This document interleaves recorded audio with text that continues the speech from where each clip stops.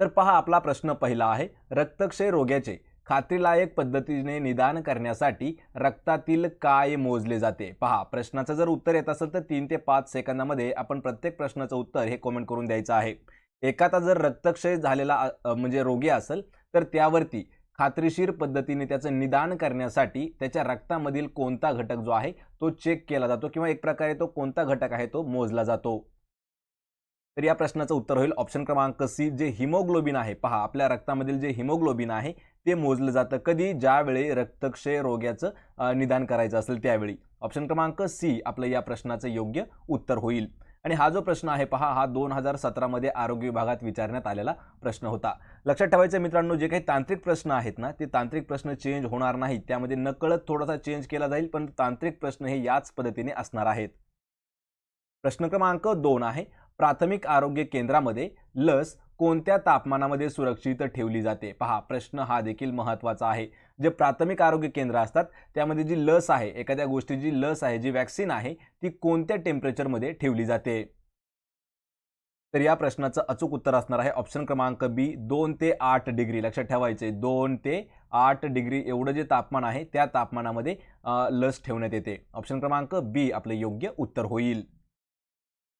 प्रश्न क्रमांक 3 आहे, जागतिक लोकसंख्या दिन म्हणून खालीलपैकी कोणता दिवस पाळला जातो? आणि मित्रांनो, हा जो प्रश्न आहे हा प्रत्येक वर्षी आपल्याला आरोग्य भरती आणि जिल्हा परिषद भरतीमध्ये विचारण्यात आलेला आहे. त्यामुळे हा प्रश्न महत्त्वाचा आहे आणि हा प्रश्न स्पेशल आपल्याला दिनविशेष वरती विचारण्यात आलेला आहे. लक्षात ठेवायचं आहे. त्यामुळे आपण जे काही राष्ट्रीय दिनविशेष आहेत आणि राष्ट्रीय सोबतच जे काही जागतिक दिनविशेष आहेत या दोघांवरही डीपमध्ये एक व्हिडिओ घेतलेला आहे. त्याच्याही लिंक्स मी तुम्हाला डिस्क्रिप्शनमध्ये दिलेल्या आहेत. तर पहा, जागतिक लोकसंख्या दिवस हा जो आहे हा 11 जुलै, ऑप्शन क्रमांक ए आपलं योग्य उत्तर होईल. पहा 11 जुलै या दिवशी पाळण्यात येतो किंवा साजरा केला जातो जागतिक लोकसंख्या दिन. ऑप्शन क्रमांक ए आपले योग्य उत्तर होईल. प्रश्न क्रमांक 4 आहे, राष्ट्रीय हिवताप निर्मूलन कार्यक्रम भारतात कोणत्या वर्षापासून सुरू करण्यात आलेला आहे? पहा या ठिकाणी एक आपल्याला उपक्रम विचारला आहे. उपक्रमाचं नाव काय आहे? तर राष्ट्रीय हिवताप निर्मूलन कार्यक्रम हा भारतामध्ये आपल्या कोणत्या वर्षापासून सुरू केलेला आहे? आणि या प्रश्नाचं अचूक उत्तर होईल ऑप्शन क्रमांक सी, तर 1958. लक्षात ठेवायचं मित्रांनो, प्रश्न इम्पॉर्टंट आहे. 1958 या वर्षापासून आपल्या भारतामध्ये राष्ट्रीय हिवताप निर्मूलन कार्यक्रम जो आहे तो साजरा करण्यात येत आहे. ऑप्शन क्रमांक सी आपले योग्य उत्तर होईल. प्रश्न क्रमांक 5 आहे, प्रौढ माणसाच्या 100 मिली रक्तात हिमोग्लोबिनचे प्रमाण किती असते? पहा, जो प्रौढ व्यक्ती आहे त्याचं जर 100 ml रक्त घेतलं तर त्या रक्तामध्ये जे हिमोग्लोबिन आहे, एचबी जे आहे, त्याचं प्रमाण किती असतं? तर या प्रश्नाचं अचूक उत्तर होईल ऑप्शन क्रमांक 1, म्हणजेच पहा 14 ग्रॅम. पहा किती, 100 मिली रक्तामध्ये किती, 14 ग्रॅम हिमोग्लोबिन असतं.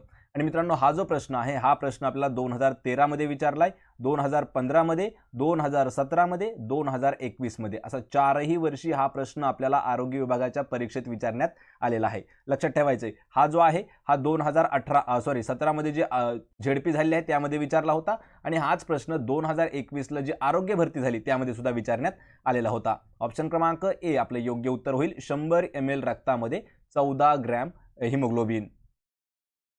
तर मित्रांनो, यात महत्त्वाचं म्हणजे पहा, आपण झेडपी भरतीसाठी महत्त्वाच्या नोट्स ज्या आहेत त्या आपण घेऊन आलेलो आहोत. यामध्ये महत्त्वाचं म्हणजे सर्वात की सर्व विषयांच्या नोट्स ज्या असणार आहेत हे आपल्याला पूर्णपणे IBPS पॅटर्ननुसार ह्या मिळणार आहेत. आणि यामध्ये विशेष करून आरोग्य सेवक महिला आणि पुरुष, तसेच ग्रामसेवक, कृषी सेवक आणि जे काही जिल्हा परिषदमधील महत्त्वाचे पदं असणार आहेत अशा सर्व पदांसाठी या ज्या नोट्स आहेत ह्या उपयुक्त आपल्याला ठरणार आहेत. यामध्ये पहा, टॉपिकनुसार आपल्याला प्रत्येक टॉपिकवरती काही महत्त्वाचे प्रश्न आहेत आणि सोबतच तांत्रिक जे प्रश्न आहेत त्याचा देखील उल्लेख यामध्ये केलेला आहे. आणि मित्रांनो, महत्त्वाचे म्हणजे हे जे आहेत ह्या पूर्ण नोट्समध्ये आपण मागील वर्षीचे जे काही पेपर झालेले आहेत पहा त्यातील इम्पॉर्टंट प्रश्न जे आहेत ते देखील आपण या नोट्समध्ये ॲड केलेले आहेत. आपल्याला जर ह्या नोट्स हव्या असतील किंवा जर अधिक माहिती पाहिजे असेल नोट्सविषयी तर आपण हा जो नंबर आहे यावरती आम्हाला कॉन्टॅक्ट करू शकता. हा नंबर तुम्हाला डिस्क्रिप्शनमध्ये देखील दिलेला आहे आणि हाच नंबर आपल्याला कमेंटमध्ये सुद्धा दिलेला आहे. लक्षात ठेवायचं आहे, झेडपी भरतीसाठी या ज्या नोट्स आहेत त्या सर्वात महत्त्वाच्या नोट्स ठरणार आहेत आणि याचा फायदा आपल्याला नक्कीच होणार आहे. व्हॉट्सअपवरती मेसेज करू शकता किंवा डायरेक्ट मेसेज करून देखील विचारू शकता. तर पहा, आपला प्रश्न 6 आहे, सोयाबीनमध्ये सर्वात जास्त प्रथिने असतात तर त्यामध्ये किती टक्के प्रथिने असतात? या ठिकाणी पहा, प्रश्न असा 2 वेळा आपल्याला विचारण्यात आला होता.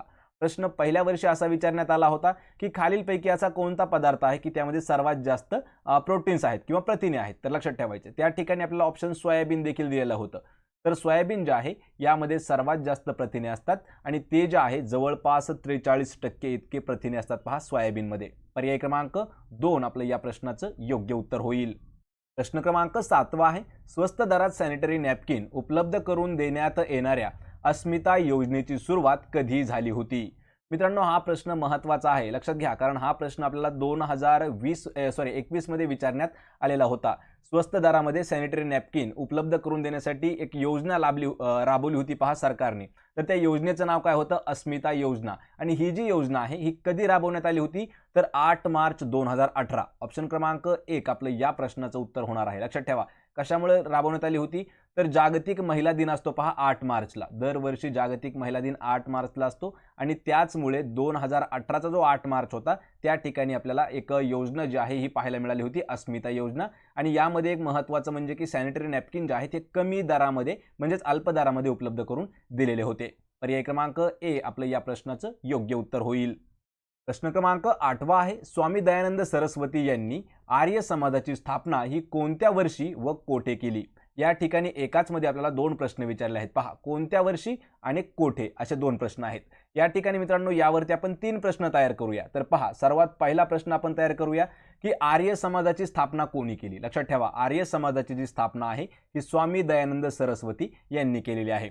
या ठिकाणी झाला पहिला प्रश्न क्लिअर. दुसरा काय विचारलाय की आर्य समाजाची स्थापना जी आहे ही कोणत्या वर्षी आणि कोठे झाली? तर लक्षात ठेवायचे, वर्ष आहे 1875, ठिकाण आहे मुंबई. म्हणजेच पर्याय क्रमांक सी आपलं उत्तर होईल. लक्षात ठेवायचे काय? आर्य समाजाची स्थापना स्वामी दयानंद सरस्वती यांनी केली. कधी केली? तर 1875 या वर्षी केली. कोणत्या ठिकाणी केली? तर मुंबई या ठिकाणी केलेली आहे. म्हणजेच ऑप्शन क्रमांक सी आपलं योग्य उत्तर होईल. प्रश्न 9 आहे, अंदमान व निकोबार अनेक बेटांचा समूह असलेला संघराज्य प्रदेश कोणत्या समुद्रामध्ये आहे? पहा, अंदमान आणि निकोबार हा जो आहे हा एक बेटांचा असणारा एक समूह आहे आणि तोच एक केंद्रशासित प्रदेश देखील आहे. तर तो कोणत्या समुद्रामध्ये येतो? या प्रश्नाचं अचूक उत्तर होईल ऑप्शन क्रमांक बी, जो बंगालचा उपसागर आहे पहा, बंगालच्या उपसागरामध्ये आहे अंदमान आणि निकोबार. पर्याय क्रमांक बी आपलं योग्य उत्तर होईल. प्रश्न क्रमांक 10 आहे, खालील वाक्प्रचाराचा योग्य अर्थ सांगायचा आहे. जेवढ्या काही सध्या IBPS आणि TCS नुसार ज्या काही परीक्षा होत आहेत त्यामध्ये आपल्याला सर्वात महत्त्वाचं मराठीमध्ये विचारलं जातं पहा, वाक्प्रचार, म्हणी, समानार्थी शब्द असे आपल्याला विचारले जातात. त्यामुळे आपण यामध्ये 1 ते 2 वाक्प्रचार घेत आहोत. लक्षात ठेवायचंय, वाक्प्रचार कोणता दिला या ठिकाणी? प्रयत्नांवरती पाणी फिरणे, याचा आपल्याला अर्थ सांगायचा आहे. तर याचा अर्थ होतो पहा ऑप्शन क्रमांक डी, प्रयत्न वाया जाणे. लक्षात ठेवायचे, एखादे केलेले जे प्रयत्न असतात त्याच्यावरती ते वाया जाणे म्हणजे त्याला काय म्हणतो आपण? त्या घटनेवरती पाणी फिरलं. पर्याय क्रमांक डी आपलं योग्य उत्तर होईल. प्रश्न क्रमांक 11 आहे, सरपंच निवडी संदर्भात निर्माण झालेल्या वादावर जिल्हाधिकारी यांनी दिलेल्या निर्णयाविरुद्ध कोणाकडे आणि किती दिवसाच्या आत अपील करता येते? लक्षात ठेवा, प्रश्न मोठा आहे, प्रश्न इम्पॉर्टंट देखील आहे. तर सरपंच निवडी संदर्भात एखादा जर वाद झाला तर त्या वादामध्ये जिल्हाधिकारी निर्णय देऊ शकतो आणि जर जिल्हाधिकाऱ्याने जर तो एखादा निर्णय दिला तर त्या निर्णयाविरुद्ध एक आपल्याला अपील करता येते. पण ती जी अपील आहे ती कोणाकडे आणि किती दिवसाच्या आत करणं अनिवार्य असतं? तर लक्षात ठेवायचंय, आपल्याला ती जी अपील आहे ही करता येते पहा, पर्याय क्रमांक सी, विभागीय आयुक्तांकडे 15 दिवसांच्या आत करता येते. लक्षात ठेवायचंय, प्रश्न हा इम्पॉर्टंट आहे. विभागीय आयुक्तांकडे करता येते अपील. कधी? ज्यावेळी जिल्हाधिकारीचा निर्णय जो असेल त्याच्या विरोधात आपल्याला अपील करायची असेल तर. पर्याय क्रमांक सी आपलं योग्य उत्तर होईल. प्रश्न क्रमांक 12 आहे, खालीलपैकी कोणते महर्षी विठ्ठल रामजी शिंदे यांचे आत्मचरित्र आहे? या ठिकाणी आपल्याला आत्मचरित्र विचारलं आहे पहा, आत्मचरित्र कोणाचं आहे? महर्षी विठ्ठल रामजी शिंदे यांचं आत्मचरित्र कोणतं आहे?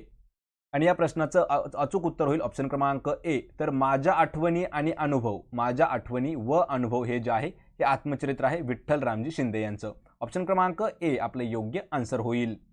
प्रश्न क्रमांक 13 आहे, जिल्हा परिषद व पंचायत समिती अधिनियम 1961 जो आहे तो कोणत्या कलमामध्ये पंचायत समितीची तरतूद केलेली आहे? पहा, या ठिकाणी आपल्याला एक अधिनियम दिला आहे, जिल्हा परिषद व पंचायत समिती अधिनियम 1961चा.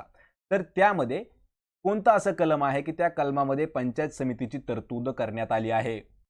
या प्रश्नाचं उत्तर होईल पहा पर्याय क्रमांक सी, जे कलम 56 आहे. लक्षात ठेवा, कलम 56 मध्ये पंचायत समितीची तरतूद करण्यात आली आहे. पण कोणता अधिनियम आहे? जिल्हा परिषद व पंचायत समिती अधिनियम. कधीचा आहे? 1961 चा.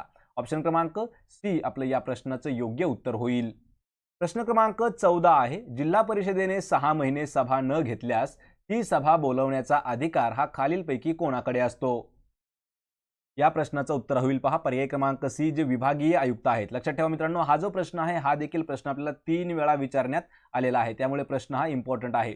जर जिल्हा परिषदेने 6 महिने एकही सभा जर नाही घेतली आणि जर आपल्याला सभा बोलवायची असेल तर ती सभा बोलवण्याचा अधिकार हा कोणाकडे असतो? तर विभागीय आयुक्त. ऑप्शन क्रमांक सी आपले योग्य आन्सर होईल. प्रश्न क्रमांक 15 आहे. खालीलपैकी कोणत्या वर्षी नादिर शहाने भारतावरती आक्रमण करून दिल्लीला लुटलं होतं? म्हणजे दिल्ली या ठिकाणी लूटमार त्यांनी केली होती. कोणी? नादिर शहाने. तर या प्रश्नाचं उत्तर होईल ऑप्शन क्रमांक ई. लक्षात ठेवा, 1739. 1739 हे जे वर्ष होतं, या वर्षी नादिर शहाने दिल्लीवरती आक्रमण केलं होतं आणि दिल्लीमध्ये लूटमार केलेली होती. ऑप्शन क्रमांक ई आपलं योग्य उत्तर होईल.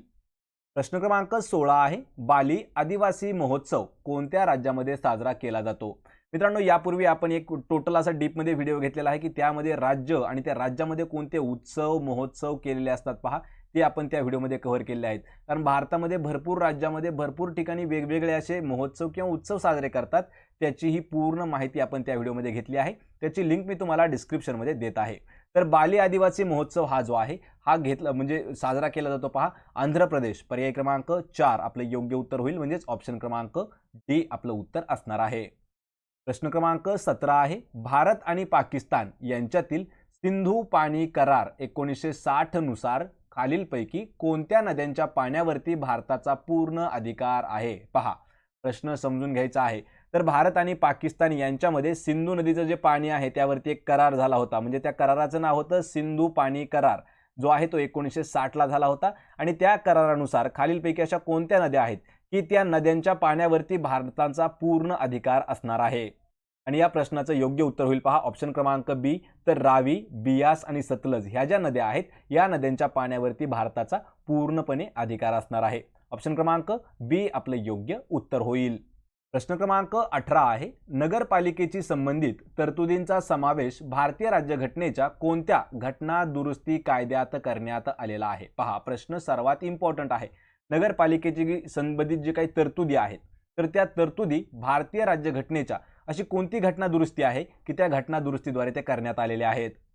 आणि या प्रश्नाचं उत्तर होईल पहा ऑप्शन क्रमांक सी, जी 74वी घटना दुरुस्ती आहे त्या घटना दुरुस्तीने त्या कायद्यात समावेश करण्यात आलेला आहे. पहा, भारतीय राज्यघटनेचा कशाचा? पण नगरपालिकेच्या संबंधित जेवढ्या काही तरतुदी आहेत त्यांचा. ऑप्शन क्रमांक सी आपलं योग्य उत्तर होईल.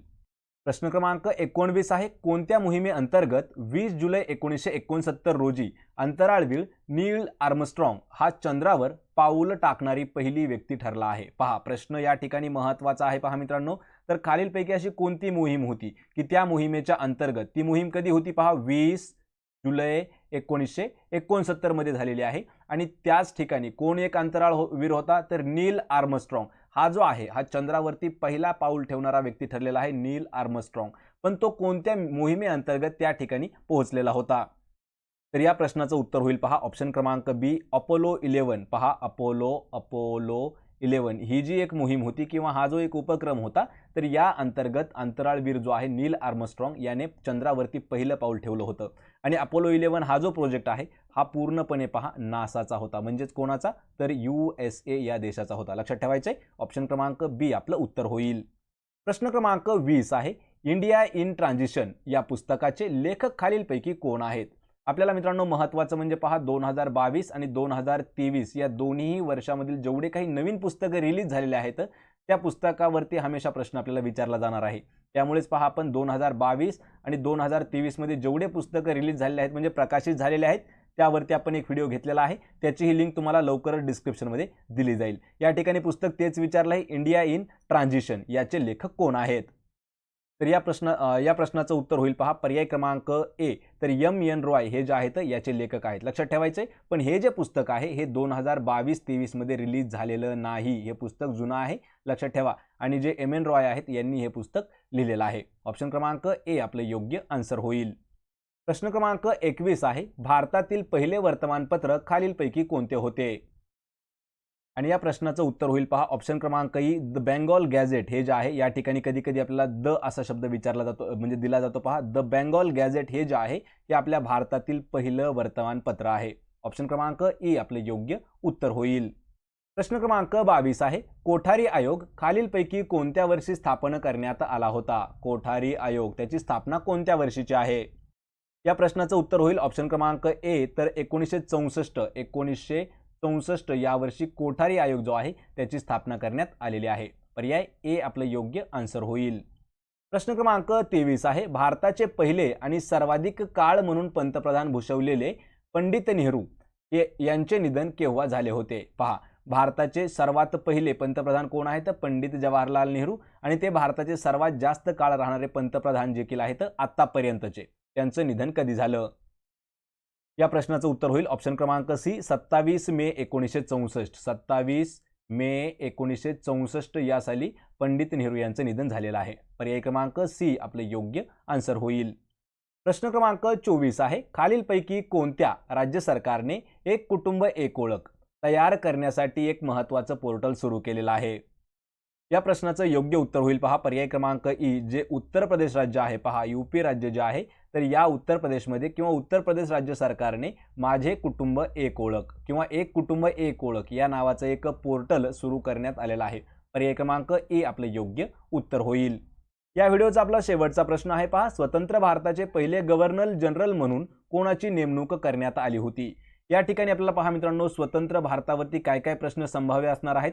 तर स्वतंत्र भारताचे पहिले पंतप्रधान, पहिले राष्ट्रपती, पहिले गव्हर्नर जनरल, पहिले कायदा मंत्री, आतापर्यंत विचारलेले हे 4 महत्त्वाचे प्रश्न होते. त्यामध्ये पहा, पहिले गव्हर्नर जनरल हे जे आहेत तर ते कोण होते? ऑप्शन क्रमांक बी, सी राजगोपालाचारी हे जे आहेत हे पहिले आपल्या भारताचे म्हणजे स्वतंत्र भारताचे पहिले गव्हर्नर जनरल म्हणून नेमणूक त्यांची करण्यात आली होती. ऑप्शन क्रमांक बी आपले योग्य उत्तर होईल.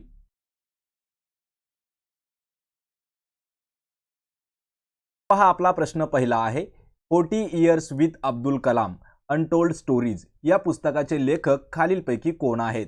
तर पहा मित्रांनो, यामध्ये IBPS जे आहे या ठिकाणी आपल्याला 5 ऑप्शन देणार आहे. कारण नुकतंच पहा एक डेमो लिंक देखील IBPSने जारी केली होती, तर त्यामध्ये एका प्रश्नाला 5 ऑप्शन हे दिलेले होते, लक्षात ठेवायचं आहे. आणि प्रश्नाचं जर उत्तर येत असेल तर प्रत्येक प्रश्नाचं उत्तर आपण 3 ते 5 सेकंदामध्ये कमेंट करून देण्याचा प्रयत्न करायचा आहे, म्हणजे एक प्रकारे आपलं रिव्हिजन याच व्हिडिओमध्ये होऊन जाईल. तर पहा, या ठिकाणी आपल्याला पुस्तकाचं नाव विचारलं आहे, 40 years with Abdul Kalam untold story हे जे पुस्तक आहे याचे लेखक कोण आहेत?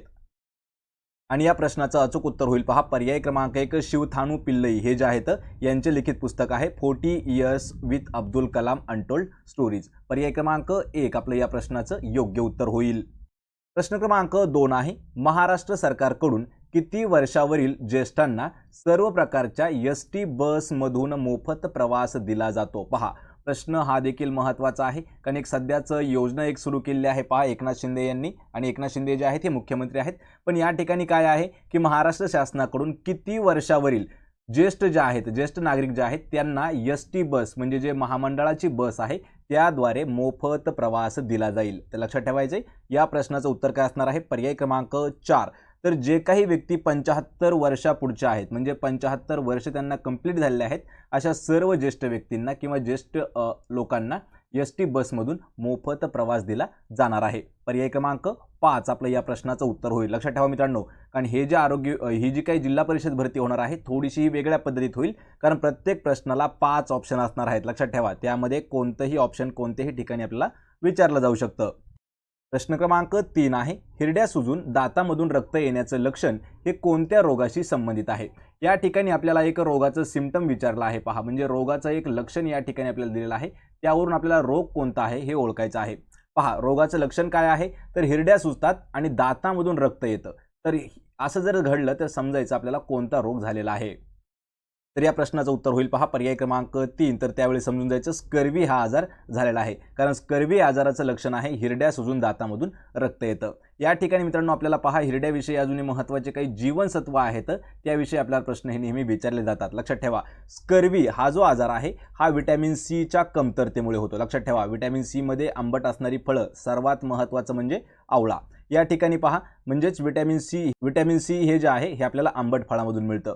सोबतच पहा बेरी हा एक आजार आहे. व्हिटॅमिन बी ची कमतरता भासल्यामुळे होतो पहा बेरी आजार. पण या ठिकाणी प्रश्नाचं उत्तर काय होईल हिरड्या सुजून दातातून रक्त येणं म्हणजेच स्कर्वी आजार. पर्याय 3 आपलं या प्रश्नाचं योग्य उत्तर होईल. प्रश्न 4 आहे जैववैद्यकीय घनकचऱ्याचे व्यवस्थापन आणि विघटन योग्य पद्धतीने केले नाही तर खालीलपैकी कोणत्या रोगाचा प्रसार होऊ शकतो. पहा प्रश्न हा महत्त्वाचा आहे, कारण हा जो प्रश्न आहे पहा हा स्टाफ नर्ससाठी विचारण्यात आलेला होता. ज्यावेळी जैववैद्यकीय जो घनकचरा आहे त्याचं व्यवस्थापन जर व्यवस्थित पद्धतीने केलं नाही तर खालीलपैकी कोणता आजार होतो. लक्षात ठेवायचे प्रश्न सर्वात इम्पॉर्टंट आहे आणि या प्रश्नाचं उत्तर होईल पहा पर्याय क्रमांक 5 वरील सर्व. म्हणजेच यामध्ये HIV, एड्स, क्षयरोग, कावीळ आणि डेंग्यू हे जे आहेत हे सर्व आजार होऊ शकतात. कधी होतात तर जैववैद्यकीय जो घनकचरा आहे याचं व्यवस्थापन आणि विघटन जर योग्य पद्धतीने नाही झालं तर हे सर्व रोग होण्याचा धोका असतो. पर्याय क्रमांक 5 आपलं या प्रश्नाचं योग्य उत्तर होईल. प्रश्न क्रमांक 5 आहे पाकिस्तानवर विजय मिळवण्याचा कारगिल विजय दिवस केव्हा साजरा केला जातो. पहा या ठिकाणी आपल्याला सरळ प्रश्न विचारला होता की कारगिल विजय दिवस हा कधी साजरा करतात आणि हा जो प्रश्न आहे हा आपल्याला दिनविशेष वरती विचारण्यात आलेला आहे. लक्षात ठेवायचे कारगिल विजय दिवस हा जो आहे हा पर्याय क्रमांक 2 तर 26 जुलै या दिवशी साजरा केला जातो. आणि मित्रांनो यावेळेस भारताने पहा जे पाकिस्तानचं सैन्य होतं त्यांच्यावरती विजय मिळवलेला होता. जर आपल्याला कारगिलचा जो पूर्ण एपिसोड आहे म्हणजे जे कारगिल युद्ध कसं झालं यावर जर आपल्याला डीपमध्ये व्हिडिओ पाहायचा असेल तर त्याचीही लिंक मी तुम्हाला लवकरच डिस्क्रिप्शनमध्ये देत आहे. तर पहा 26 जुलै हा कारगिल विजय दिवस आहे. पर्याय 2 आपलं या प्रश्नाचं योग्य उत्तर असेल.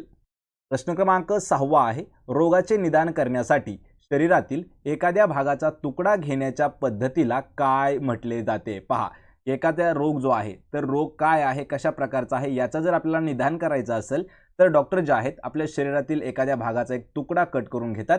तर ती जी मेथड आहे ती जी पद्धत आहे त्या पद्धतीला काय म्हटलं जातं. तर याचं उत्तर होईल पर्याय क्रमांक 3 त्याला बायोप्सी असं म्हटलं जातं. ऑप्शन क्रमांक 3 आपलं योग्य उत्तर होईल. आणि मित्रांनो यामध्ये जेवढे काही आपण तांत्रिक प्रश्न घेतलेले आहेत पहा जेवढे काही तांत्रिक प्रश्न आहेत हे सर्व प्रश्न आपल्याला जिल्हा परिषदमधलं जे आरोग्य विभाग आहे त्यामध्ये विचारण्यात आलेले प्रश्न आहेत. आणि बाकीचे जे काही प्रश्न आहेत हे आपण करंट अफेअर्स 2023 चे TCS द्वारे घेण्यात आलेले प्रश्न आहेत.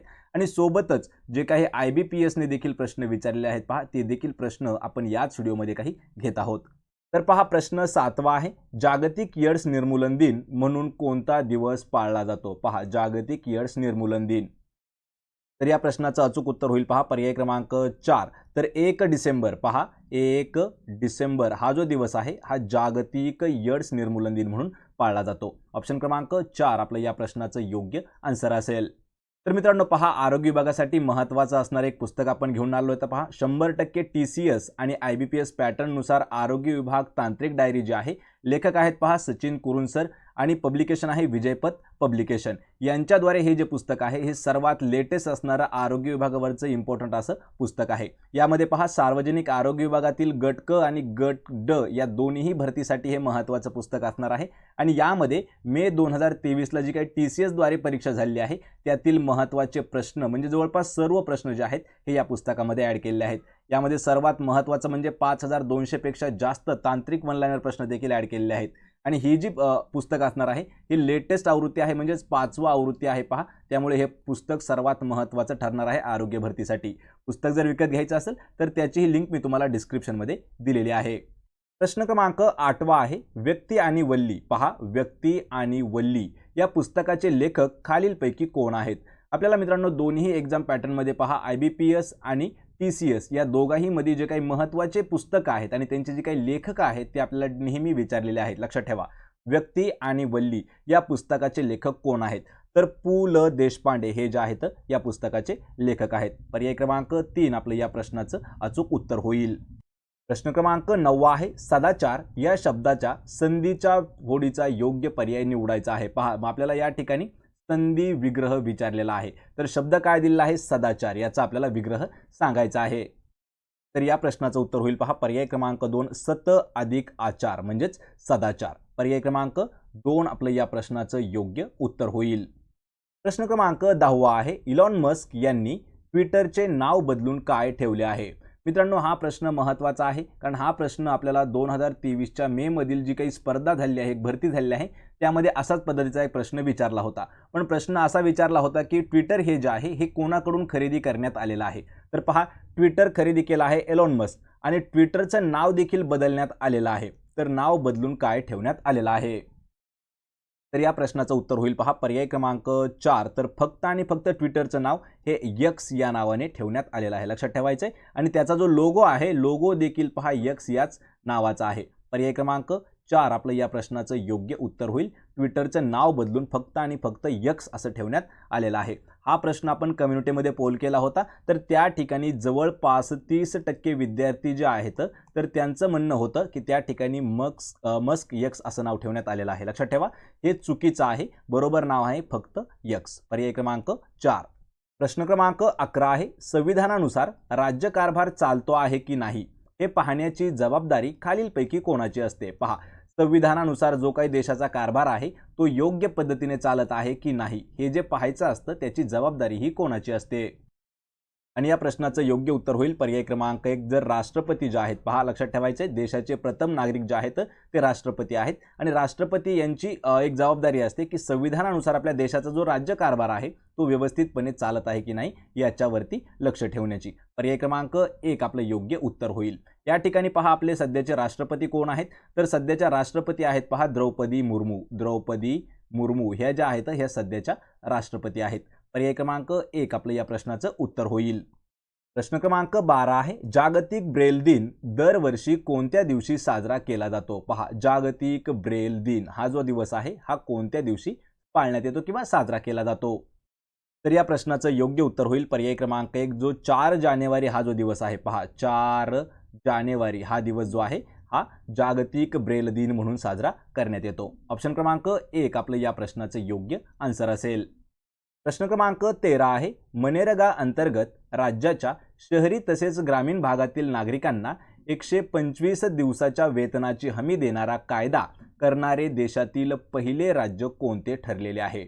पहा, प्रश्न सर्वात महत्त्वाचा आहे. ज्या काही योजना आहेत पहा आपल्या देशामध्ये त्या योजनेवरती देखील महत्त्वाचे प्रश्न हे जे आहेत ते घेण्यात आलेले आहेत. त्यामधीलच हा एक प्रश्न आहे मनरेगा अंतर्गत राज्याच्या शहरी व तसेच ग्रामीण भागातील नागरिकांना किती दिवसांच्या? तर 125 दिवसांच्या वेतनाची हमी देणारा एक कायदा जो आहे तो पारित करण्यात आला आहे आणि तो कायदा करणारं देशातील पहिलं राज्य कोणतं ठरलं आहे? आणि मित्रांनो, हा जो प्रश्न आहे हा सर्वात इम्पॉर्टंट असणारा प्रश्न आहे आणि या प्रश्नाचं उत्तर होईल पहा पर्याय क्रमांक 5 जे राजस्थान जे आहे, राजस्थान असं करणारं पहिलं राज्य ठरलेलं आहे. ऑप्शन क्रमांक 5 आपलं योग्य आन्सर होईल. प्रश्न क्रमांक 14 आहे मुख्यमंत्री उद्यम क्रांती योजना कोणत्या राज्यात राबवण्यात येत आहे? पहा, मुख्यमंत्री उद्यम क्रांती योजना कोणत्या राज्यात राबवण्यात येणार आहे किंवा येत आहे? या प्रश्नाचं योग्य उत्तर होईल पर्याय क्रमांक 3 जे मध्य प्रदेश आहे. पहा, मध्य प्रदेशमध्ये मुख्यमंत्री उद्यम क्रांती योजना जी आहे ही राबवण्यात येत आहे. पर्याय क्रमांक 3 आपलं या प्रश्नाचं योग्य आन्सर होईल. प्रश्न क्रमांक 15 आहे 2009चे नोबेल विजेते व्यंकटरमण रामकृष्णन यांनी पेशीच्या कोणत्या भागावरती संशोधन केले आहे? पहा, प्रश्न मित्रांनो हा देखील महत्त्वाचा आहे. तर 2009 साली, कधी 2009 साली भारतातील एक व्यक्तिमत्व आहे व्यंकटरमण रामकृष्णन यांना नोबेल पारितोषिक जे आहे ते जाहीर करण्यात आलं आहे. पण ते नोबेल पारितोषिक जे आहे त्यांना एका संशोधनाद्वारे देण्यात आलं होतं आणि ते जे संशोधन आहे त्यांनी सेल्स ज्या असतात म्हणजे ज्या पेशी ज्या असतात तर त्या पेशींवरती एका भागावरती त्यांनी संशोधन केलं होतं. तर ते कशावरती केलं होतं? लक्षात ठेवा, तर पेशीच्या रायबोझोम्स हा जो घटक आहे म्हणजे भाग जो आहे त्यावरती त्यांचं संशोधन होतं आणि त्यांना 2009 साली नोबेल देखील देण्यात आलेला आहे. पर्याय क्रमांक 3 आपलं या प्रश्नाचं योग्य उत्तर होईल रायबोझोम्स. प्रश्न क्रमांक 16 आहे अहंकार या शब्दाचा समानार्थी शब्द कोणता असणार आहे किंवा समानार्थी पर्याय आपल्याला ओळखायचा आहे. पहा, अहंकार. आणि मित्रांनो जे काही महत्त्वाचे समानार्थी शब्द आहेत आता TCS द्वारे झालेले ते पूर्ण आणि पूर्ण समानार्थी शब्द आपण एकाच व्हिडिओमध्ये कव्हर केलेले आहेत. त्या व्हिडिओची लिंक देखील मी तुम्हाला डिस्क्रिप्शनमध्ये दिली आहे. तेच जर व्हिडिओ आपण म्हणजे तोच जर प्रश्न पाहिले तर त्यामधील आपल्याला पहा 2 ते 3 प्रश्न जे आहेत हे आपल्याला नेहमी विचारले जाऊ शकतात. तर अहंकार या शब्दाचा समानार्थी शब्द होईल पहा पर्याय क्रमांक 2 गर्व हा जो आहे हा अहंकाराचा समानार्थी शब्द आहे. ऑप्शन क्रमांक 2 आपलं उत्तर होईल.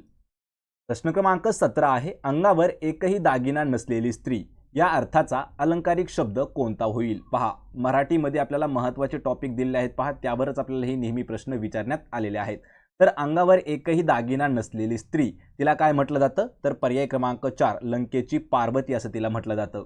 आणि मित्रांनो हा जो प्रश्न आहे हा आपल्याला 2015 मध्ये आरोग्य विभागात विचारण्यात आला होता, 2017 मध्ये आरोग्य विभागात विचारण्यात आला होता, 2021 ला देखील आरोग्य भरतीमध्ये विचारण्यात आलेला होता. पर्याय क्रमांक 4 लंकेची पार्वती त्यालाच काय म्हटलं जातं अंगावर एकही दागिना नसलेली स्त्री. पर्याय 4 आपलं उत्तर होईल. प्रश्न क्रमांक 18 आहे एड्स रोगाचे विषाणू शरीरातील कोणत्या घटकावरती परिणाम करतात. हा देखील प्रश्न आपण यूट्यूबच्या कम्युनिटीमध्ये पोस्ट केलेला होता. त्या ठिकाणी आपल्याला पहा जवळपास 30% विद्यार्थी चुकीचं उत्तर देत होते आणि काहींना हा प्रश्न महत्त्वाचा म्हणजे समजलाच नव्हता. लक्षात ठेवा एड्स रोगाचे जे विषाणू आहेत म्हणजे जो HIV व्हायरस आहे तो शरीरातील कोणत्या भागावरती परिणाम करतो. लक्षात ठेवायचे उत्तर आहे याचं श्वेतपेशी. लक्षात ठेवा भरपूर विद्यार्थ्यांना श्वेतपेशी हे समजलंच नाही. श्वेतपेशीच्या ऐवजी आपल्याला असं दिलं जातं पहा पांढऱ्या रक्तपेशी किंवा पांढऱ्या पेशी. लक्षात ठेवा या ठिकाणी तसं जर नाही आलं तर व्हाईट ब्लड सेल्स म्हणजे श्वेतपेशी. लक्षात ठेवा पर्याय क्रमांक 3 या प्रश्नाचं उत्तर होईल पांढऱ्या पेशींवरती परिणाम करतो पहा HIVचा विषाणू.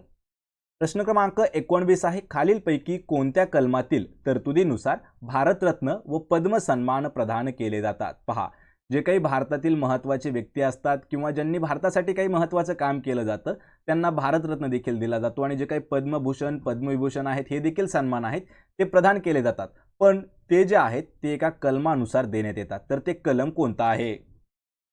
तर या प्रश्नाचं उत्तर होईल पहा पर्याय क्रमांक 1 तर कलम 18 यानुसार किंवा याच्या तरतुदीमध्ये लिहिण्यात आलेलं आहे हे भारतरत्न आणि पद्म सन्मान प्रदान केले जातात. पर्याय 1 आपलं योग्य उत्तर होईल कलम 18. प्रश्न क्रमांक 20 आहे वाक्यात उपयोग होताना काही शब्दांच्या लिंग वचन रूपामध्ये बदल होतो तर त्या बदलाला काय म्हटले जाते. मित्रांनो हा जो प्रश्न आहे पहा हा मराठी व्याकरणावरचा सर्वात इम्पॉर्टंट असा प्रश्न आहे कारण हा प्रश्न आपल्याला 2 वेळा विचारण्यात आलेला इम्पॉर्टंट प्रश्न आहे. लक्षात ठेवा वाक्यामध्ये बदल होताना शब्दाच्या लिंग वचन रूपामध्ये जो बदल होतो त्या बदलाला विकार असं म्हटलं जातं. ऑप्शन क्रमांक 1 आपलं या प्रश्नाचं उत्तर होईल. प्रश्न क्रमांक 21 आहे दुसरा चंद्रगुप्त याच्या दरबारातील खालीलपैकी कोणत्या नवरत्नाने मंत्रशास्त्र लिहिलेलं आहे. लक्षात ठेवा मंत्रशास्त्र जे आहे हे कोणी लिहिलेलं आहे. तर या प्रश्नाचं योग्य उत्तर होईल पहा पर्याय क्रमांक 2 जो वेताळ भट्ट आहे. लक्षात ठेवा यांच्याद्वारे लिहिण्यात आलेलं आहे मंत्रशास्त्र किंवा मंचशास्त्र. पर्याय क्रमांक 2 आपलं योग्य आन्सर होईल. प्रश्न क्रमांक 22 आहे डॅश हा भारतामधील एकमेव पर्यटक जिल्हा आहे ज्याला 2 जागतिक वारसा स्मारके लाभलेली आहेत. पहा प्रश्न सर्वात इम्पॉर्टंट आहे. हा जो प्रश्न आहे हा प्रश्न आपल्याला मित्रांनो पोलीस भरतीमध्ये देखील विचारण्यात आला होता. हाच प्रश्न आपल्याला आरोग्य विभागात देखील विचारण्यात आला होता. हाच प्रश्न आपल्याला तलाठी भरतीमध्ये सुद्धा विचारण्यात आलेला आहे. त्यामुळे लक्षात ठेवायचे भारतामधील असा कोणता एकमेव पर्यटक जिल्हा आहे की ज्या जिल्ह्याला 2 जागतिक वारसा स्मारक जे आहेत हे लागलेले आहेत. लक्षात ठेवा आणि या प्रश्नाचं उत्तर होईल पर्याय क्रमांक 1 छत्रपती संभाजीनगर म्हणजे जे औरंगाबाद आहे यामधील 2 असे स्मारक आहेत जागतिक वारसा अजिंठा आणि वेरूळ हे जे आहेत हे 2 जागतिक वारसा स्मारके आहेत. लक्षात ठेवायचे औरंगाबाद आणि संभाजीनगर. कधी कधी या ठिकाणी आपल्याला औरंगाबाद हे ऑप्शन आता येणार नाही कारण औरंगाबादचं नवीन नाव जे आहे ते बदलून छत्रपती संभाजीनगर असं ठेवण्यात आलेलं आहे. या ठिकाणी अजून एक नाव बदललंय म्हणजेच ते आहे पहा धाराशिव जे उस्मानाबाद जिल्हा आहे. उस्मानाबाद जिल्हा याचं देखील नाव बदलून ठेवण्यात आलेलं आहे पहा धाराशिव. त्यामुळे हे देखील प्रश्न आपल्याला इम्पॉर्टंट असणार आहेत. कधी कधी आपल्याला औरंगाबाद हे ऑप्शनमध्ये नसेल त्याऐवजी छत्रपती संभाजीनगर हे असेल. पर्याय क्रमांक 1 आपलं योग्य उत्तर होईल. प्रश्न क्रमांक 23 आहे पूर्वीच्या सालारजंगच्या ख्यातनाम नवाब कुटुंबाच्या नावावर असलेले सालारजंग स्मारक जे आहे हे कोणत्या ठिकाणी स्थित आहे. या ठिकाणी प्रश्न मित्रांनो महत्त्वाचा आहे पहा हा देखील. तर सालारजंग एक नवाब होता आणि त्याचं जे कुटुंब होतं तर त्याच्या नावावरती सालारजंग एक स्मारक उभारण्यात आलेलं होतं तर ते कोणत्या ठिकाणी स्थित आहे. आणि या प्रश्नाचं उत्तर होईल पहा पर्याय क्रमांक 5 जे हैदराबाद आहे. पहा मित्रांनो, प्रश्न हा देखील महत्त्वाचा आहे आणि हैदराबाद या ठिकाणी आहे सालार जंग स्मारक. पर्याय क्रमांक 5 आपलं योग्य आन्सर होईल. प्रश्न क्रमांक 24 आहे. खनिज संपत्तीने समृद्ध असलेले छोटा नागपूरचे पठार भारतातील कोणत्या राज्यामध्ये वसलेलं आहे? तर या प्रश्नाचं योग्य उत्तर होईल पर्याय क्रमांक 3 जे झारखंड आहे. पहा, झारखंड राज्यामध्ये आहे छोटा नागपूरचं पठार आणि हे जे आहे हे सर्वात महत्त्वाचं म्हणजे खनिज संपत्तीसाठी ते महत्त्वपूर्ण असलेलं छोटा नागपूरचं पठार आहे आणि ते आहे झारखंडमध्ये. ऑप्शन क्रमांक 3 आपलं या प्रश्नाचं योग्य उत्तर होईल. या व्हिडिओचा आपला शेवटचा प्रश्न आहे प्रश्न क्रमांक 25. केसाने गळा कापणे या वाक्प्रचाराचा खालीलपैकी योग्य अर्थ कोणता होईल? या ठिकाणी आपल्याला प्रत्येक परीक्षेमध्ये पहा वाक्प्रचार, म्हणी, समानार्थी शब्द, अलंकारिक शब्द, शब्दसमूहाबद्दल एक शब्द असे जे प्रश्न आहेत ते आपल्याला नेहमी विचारले जातात.